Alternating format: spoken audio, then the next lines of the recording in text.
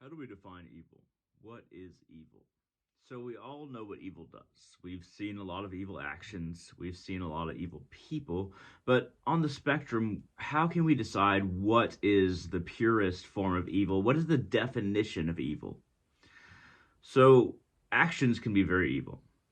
When it comes to killing somebody, raping somebody, um, taking everything somebody has. There's a lot of extremes, and there can be milder evils, like not saying hi or bye to your coworker, not leaving any cake for the other person at the party, not letting somebody else drink from the bottle. This is a wide spectrum. And at the beginning of the spectrum, these minor evils, you might say, that doesn't really sound evil at all, but it has to start somewhere. The spectrum has to start somewhere. And this spectrum is what we're trying to define. We're trying to decide what is the ending point of the spectrum, not necessarily what is the beginning point. So, in my understanding, in my translation of human evil, I think that there's a lot of qualifiers. And my understanding of what pure evil is very stringent. It's very small. It's something that is just a speck of the human experience and the human existence. So, in my thoughts on this matter, and my thoughts on evil, my understanding of evil, my supposed understanding of evil, I would say that evil has to be something that somebody isn't influenced into being somebody who does evil things.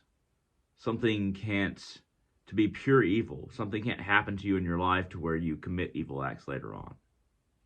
Because you're influenced into doing evil acts. If you're born with a mental disability, or if you're born with people who are psychotic, sociopaths, or psychopaths, they're born with that mental disability. And they might do terrible, terrible things, but they were born that way. So are they true or pure evil? They have a they have an addition to themselves as a person to mutate their philosophy into doing evil. Doesn't mean that what they're doing is not the purest form of evil. It just means that they themselves, from my understanding, don't qualify as the purest evil. Even if you're a cannibal or something like that, or you kill a lot of people.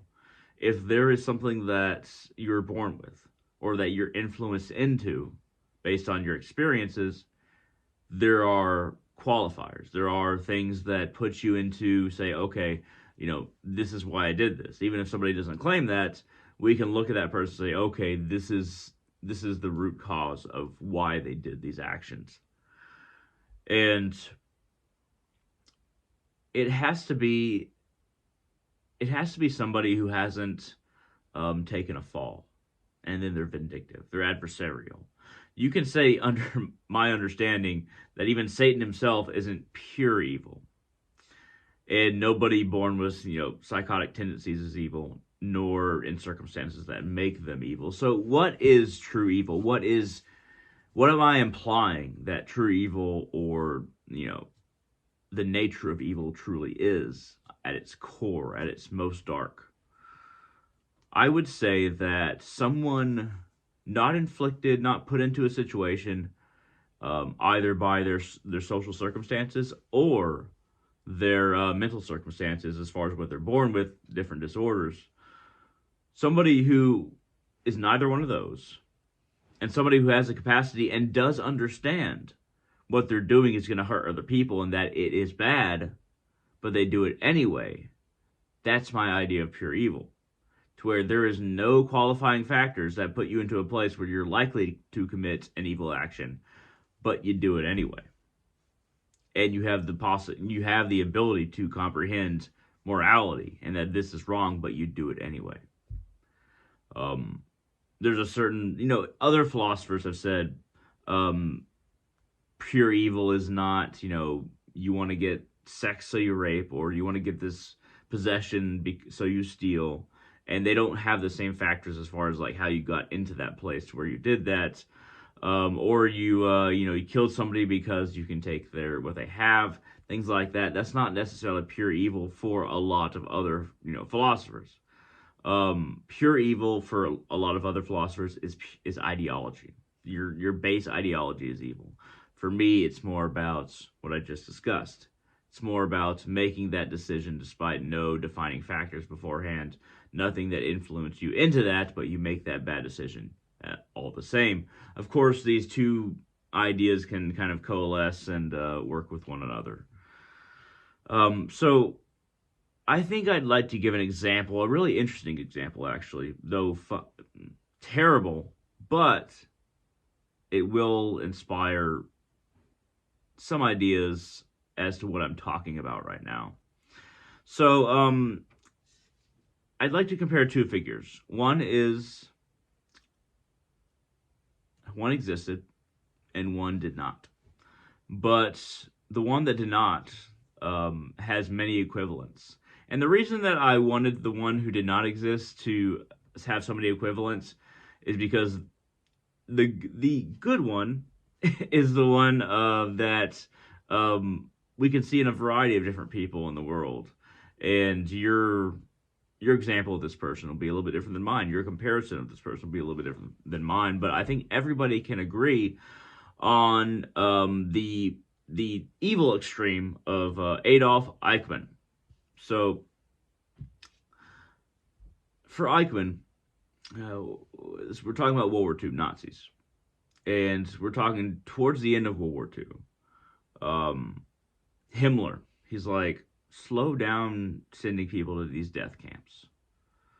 Slow down on the Holocaust. Okay, so first of all, when I say the word Holocaust, I'm trying to retrain myself to not say that, because Holocaust in Greek means burnt offering, and Jewish people call it the Shoah. I'm probably pronouncing that wrong, but after I learned what the Holocaust meant in Greek, I thought that was a little bit offensive, even though everybody uses it. But I think Jewish people call it the Shoah, though I'm probably pronouncing that wrong. Just look it up. But the Holocaust term is it's just not good. I mean, Jewish people weren't a burnt offering, so like the Shoah is what Jewish people call it. Probably pronouncing it wrong. Just look it up. But regardless, during the Shoah, Himmler told Adolf Eichmann, to slow down the flood of people into these concentration camps. And Eichmann, he refused to listen to that order and kept on doing what he was doing, and kept on putting more and more people into these death camps. And the really weird thing about Eichmann is that it wasn't even that he hated Jews. He was actually he got charged for his war crimes in Jerusalem, in Israel, the state that formed, and he didn't have the level of hate that you would expect. What he did have was a loyalty to the law. Himmler didn't have that. But he viewed Himmler's orders, who had ordered him to stop sending as many people into the death camps, as being against the law. So not only was he not adherent to his superior, he loved the law so much, and he understood the law under Hitler to such an extent that he said, that's not the law, I'm going to follow the law.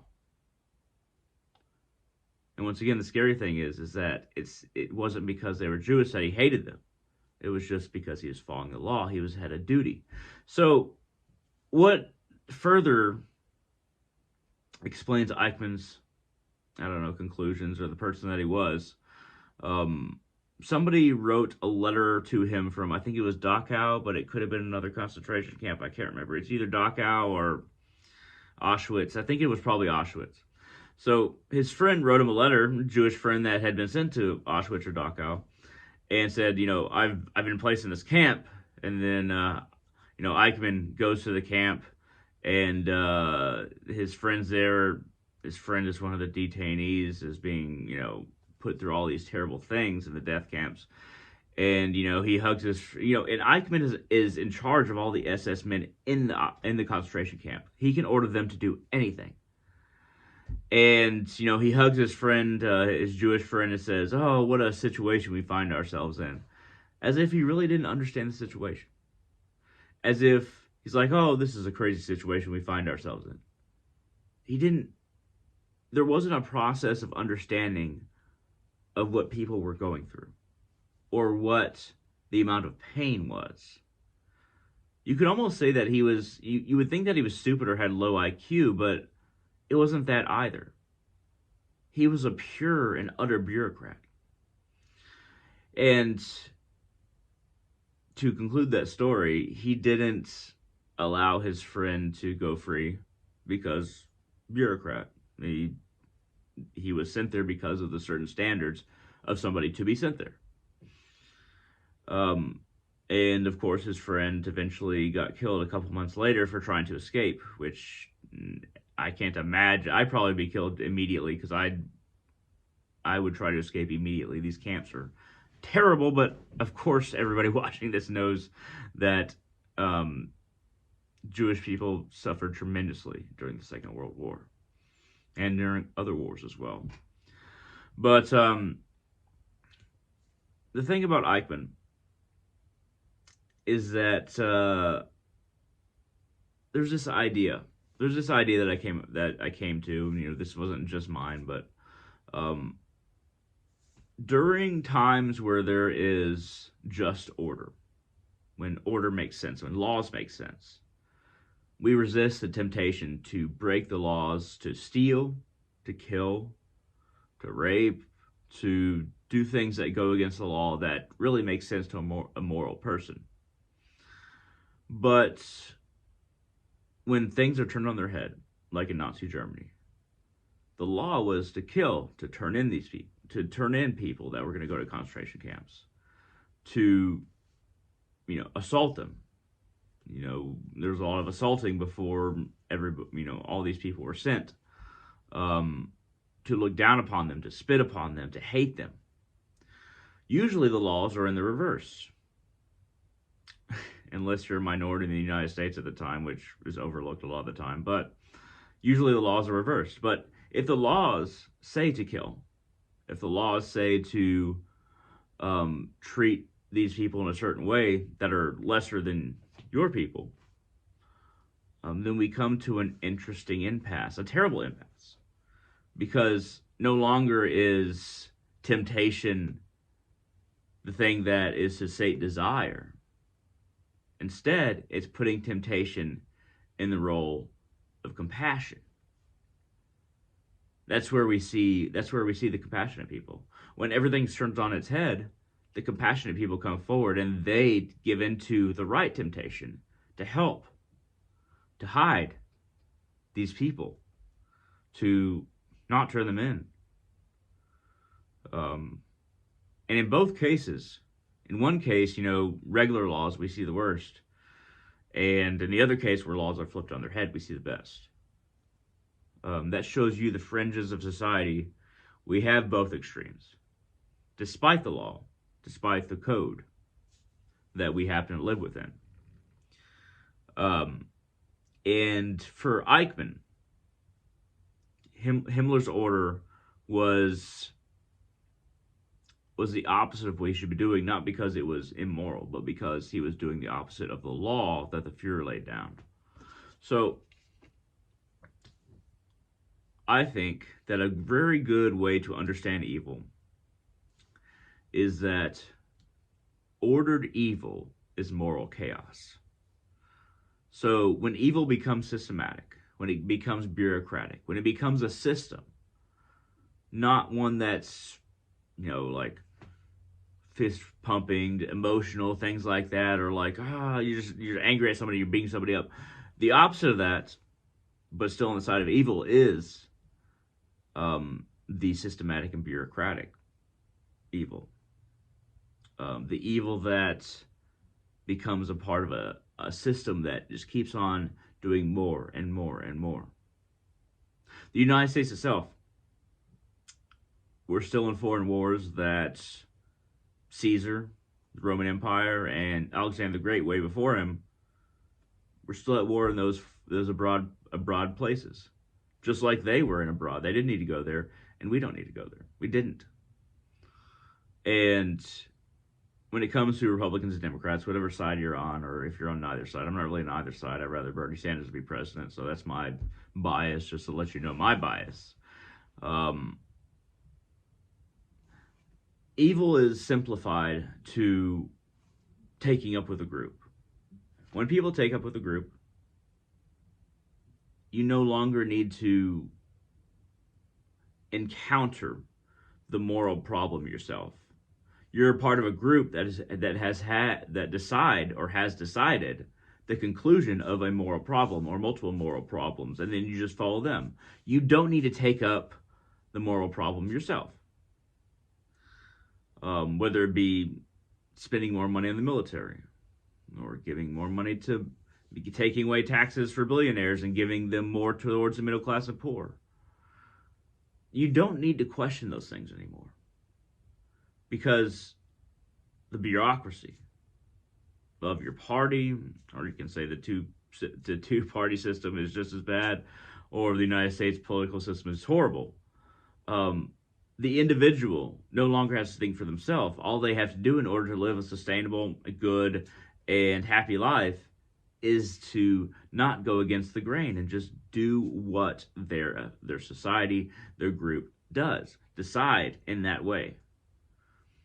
Mitch McConnell, I hate him. I'm not going to lie, I hate him. But I see in him, as well as in other politicians, somebody who has chosen not to question or think beyond what he has been told, what he has always fought for. There's no piece of information that you can offer to him to make him change his position. No matter if you prove to him that his position is wrong or one position is wrong, it doesn't matter.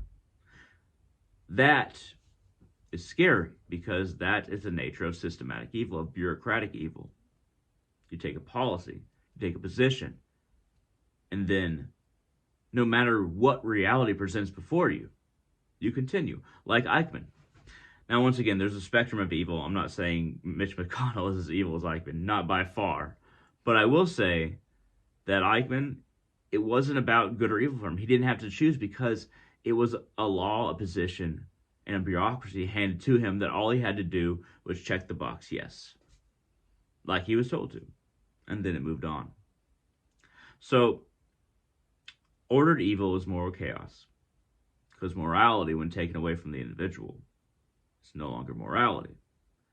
It's a system of deciding for other people. And evil as systematic and bureaucratic system, that is the scariest, because we don't get the same decision, and if it goes on long enough, people will forget that they ever had a decision personally.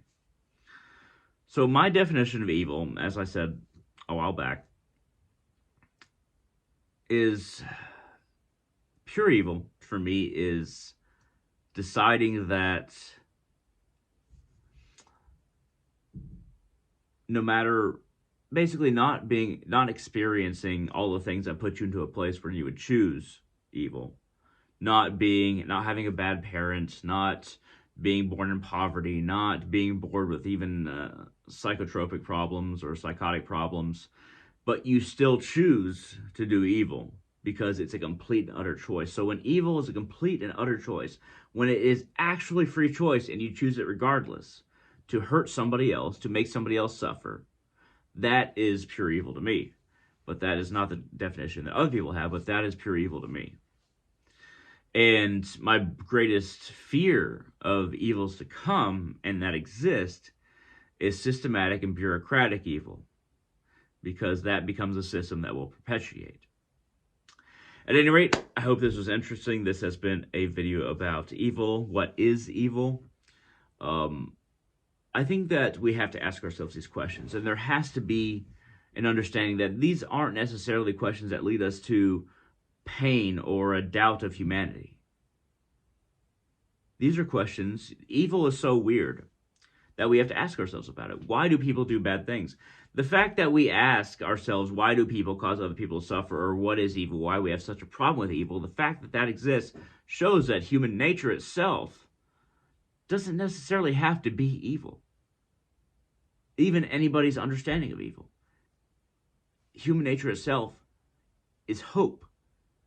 It is something that can become greater. And that is why we are suspicious of that which causes suffering. So have hope, keep heart, and have a wonderful day.